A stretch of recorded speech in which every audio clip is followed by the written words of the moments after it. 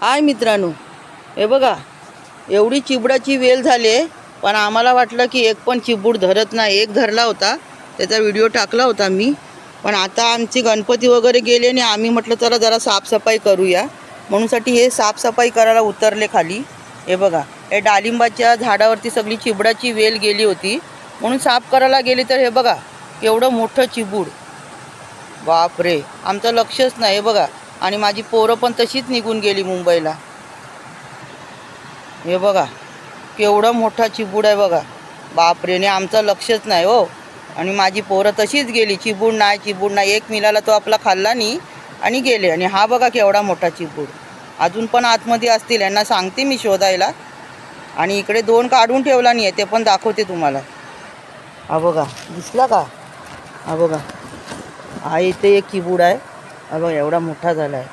आणि अजून इथे पुढे एक आहे. हा बघा, या पानांच्या मध्ये आहे.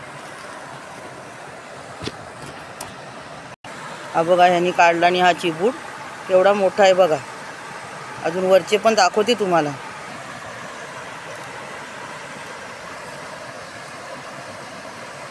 हा बघा, यांच्या हातामध्ये पण हा एक चिबूड आहे.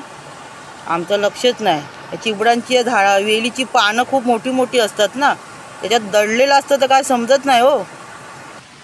हा बघा, इथे पण एक आहे.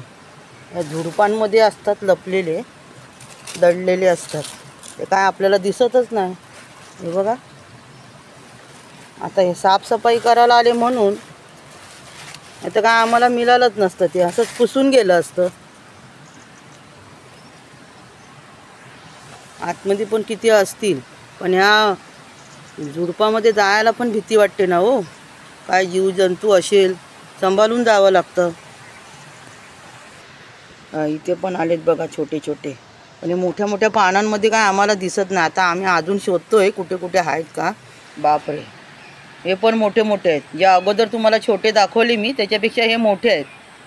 म्हणजे हे 2-4 दिवसात नक्कीच पिकतील. ते छोटे आहेत ते त्यांना 10-15 दिवस जातील, पण हे 2-4-5 दिवसात नक्कीच पिकतील.